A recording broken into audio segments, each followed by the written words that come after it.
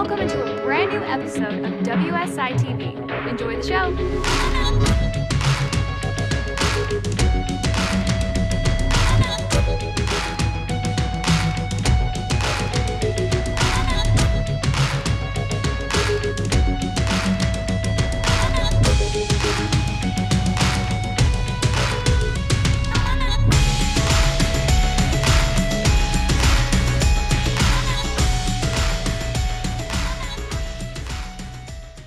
Welcome back to another brand new episode of Bishop's Move here on WSI TV. I'm Jordan Bishop, and I'm joined by Tayler Klinkbeil. How you doing, Taylor? I'm good. How are you, Jordan? Good, thanks. So before we jump into today's episode, I want to remind you to go over to WSITV.com.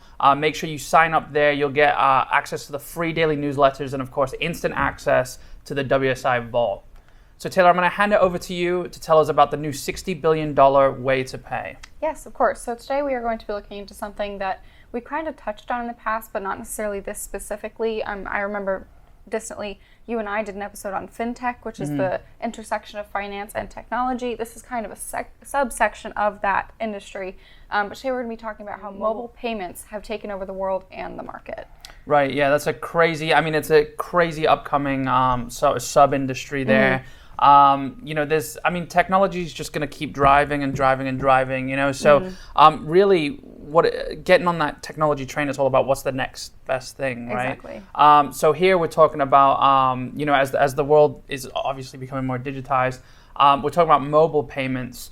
So Taylor, why don't you just give a little breakdown of what exactly is a mobile payment? Yeah, of course. You and I are probably more accustomed to this because, for myself, as I became an adult and you come into the world of paying bills and you have your credit online, your credit cards, your debit cards, your bank statements even, it was something that I never really handled paper, financial transactions. But obviously my parents' generation, the generations before them, only knew paper transactions. Right. So essentially what mobile payments are is that it's taking that traditional financial, your bills, all the statements that you're getting, everything that you would do in a checkbook, for example, all of this goes online. So you can do this either through a mobile app, depending on which avenue you're going for.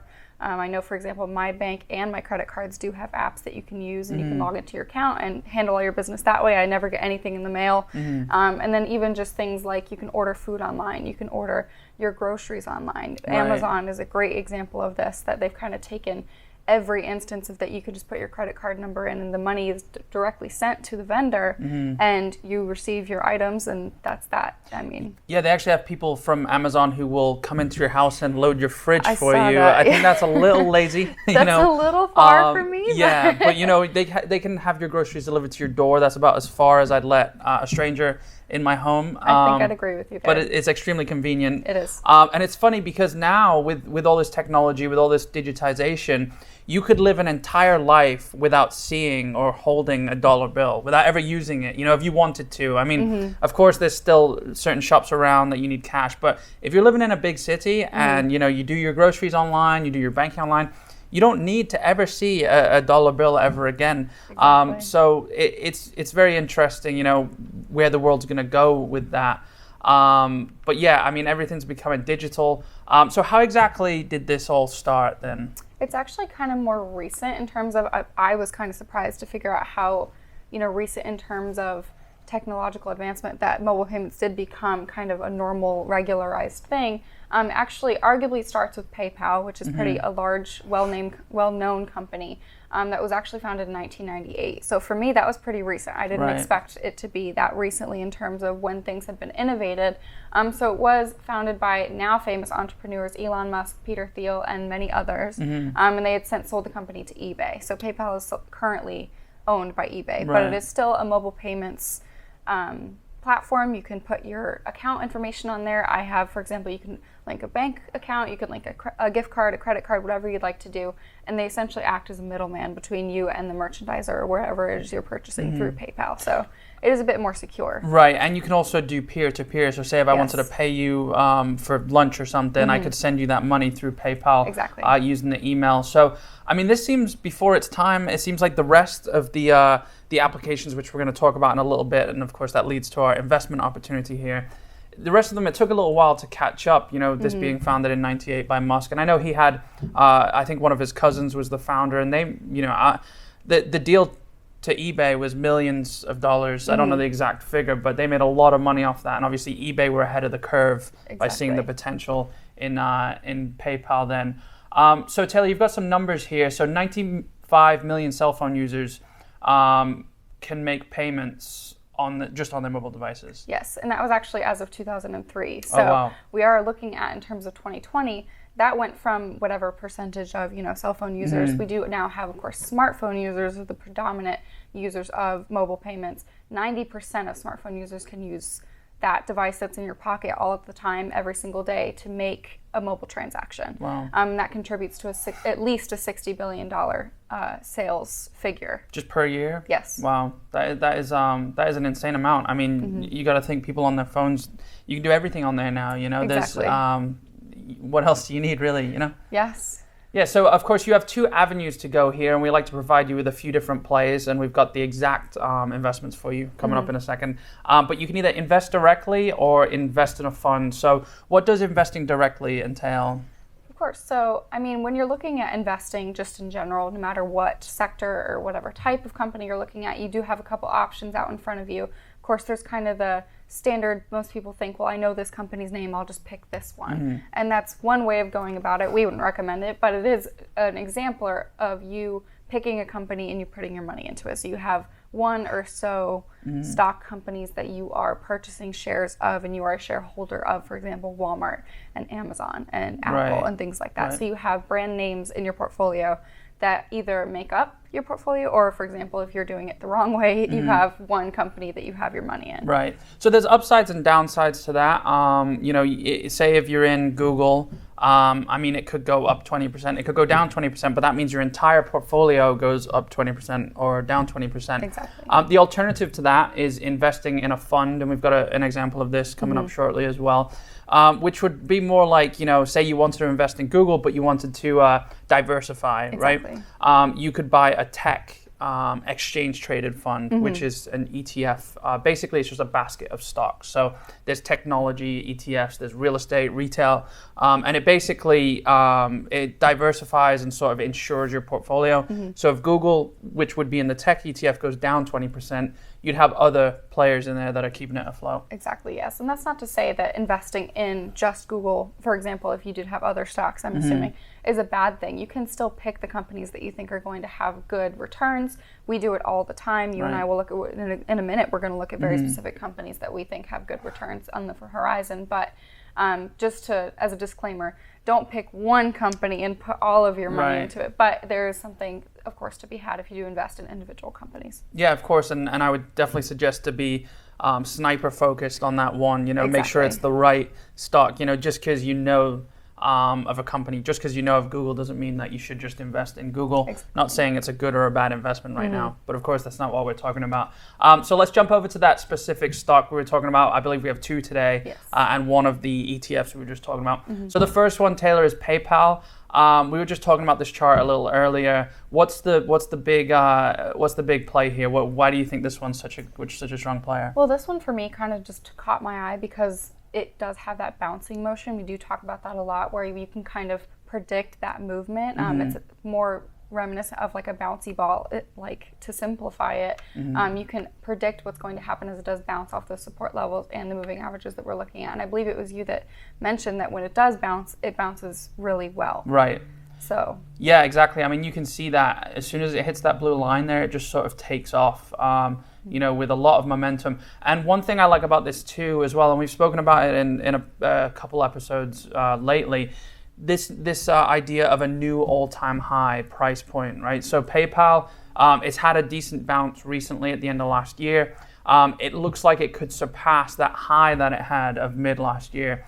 And really what that is, the reason why that's such a strong signal is because nobody's bought at that high price before, at the new high price. So there's nobody sitting there saying, I need to get out at, whatever the $120, right? So if this jumps to 125, nobody's bought at 125 until today. So nobody's been sitting on their hands, watching it go down, waiting for it to come back up. So you see, other things have to align, but it is a very strong signal when you see these new all-time highs, of course.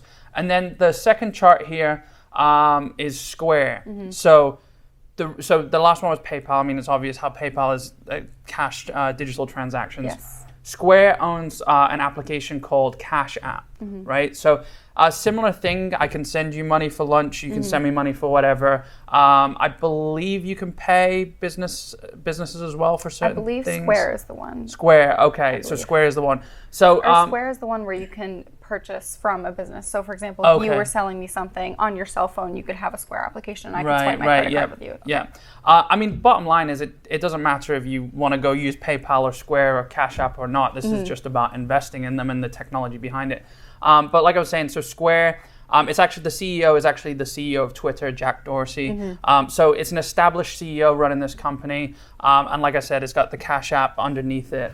It owns the Cash App, which is huge. I mean, that thing is up and coming. I believe it's the number one app in the finance category on the Apple App Store. So it's big. But other things we're looking at here is this chart. It had a bit of a weird 2019, but it looks like it's reviving, doesn't it? Yes, we do have that nice bounce that I'm looking at in that far right corner.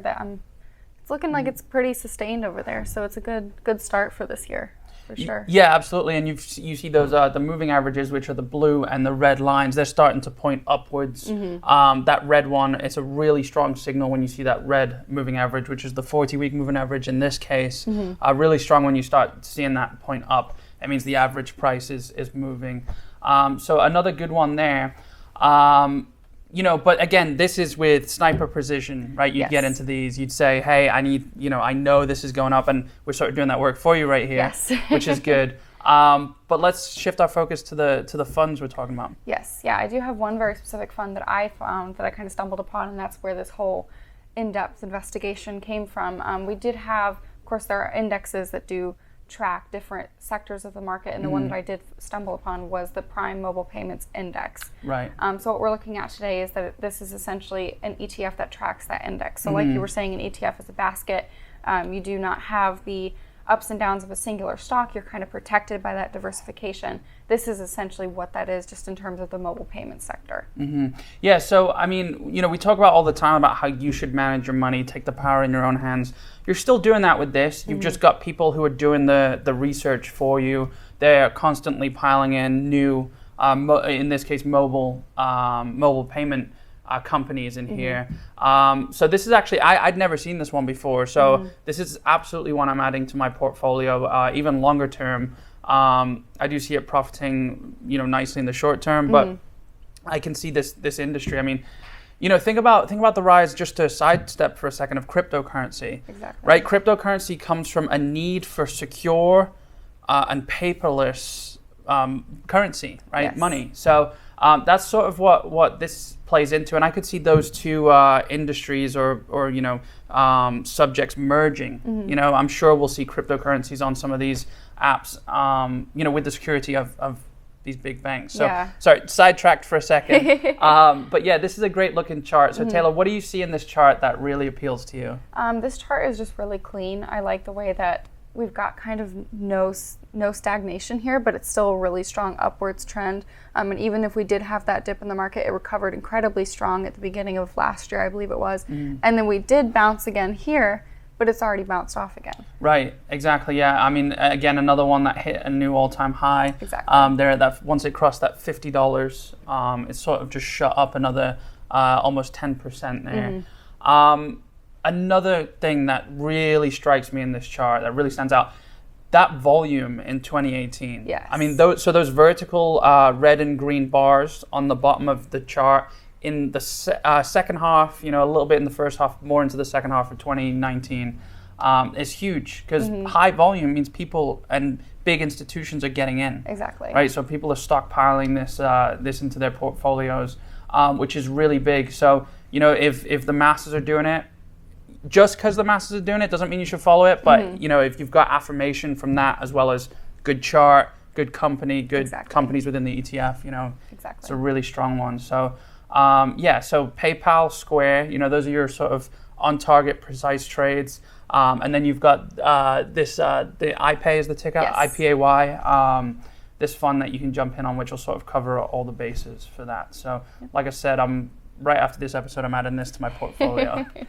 So, Yeah, I mean, but trading and investing is all about timing, isn't it? Yes. So you got to get in before it's too late. Exactly, yeah. I mean, you and I kind of have this conversation all the time about, the Amazon boom, and it's kind of just something that's an anecdote that investors will talk about and say, well, what if you'd known about Amazon in the 1990s? What if you'd known about it? Exactly. Yeah. Like, it's something that you kind of just are used to, that fear of missing out on that huge jump, your fear of missing out on what Amazon is today. Right. I mean, and you, of course, I'm in love with your theory of the new Amazon, which I believe we have talked about before, so you guys will have to go find that on the channel. Yeah, but exactly.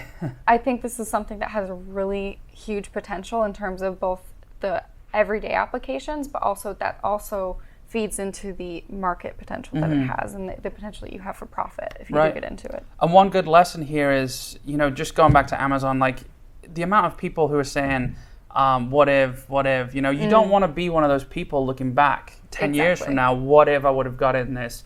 You need to make the move. It's not a lot of risk, really. It's a $54, the ETF's $54, PayPal's a little more expensive. But just jumping in, I mean, you have to speculate to accumulate. You have to take those chances.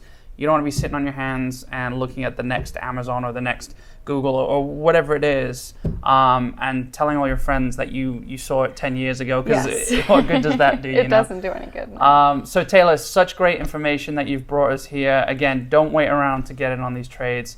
Thank you so much for bringing this to our attention. Of course, thank you for having me. No problem. We'll see you next time.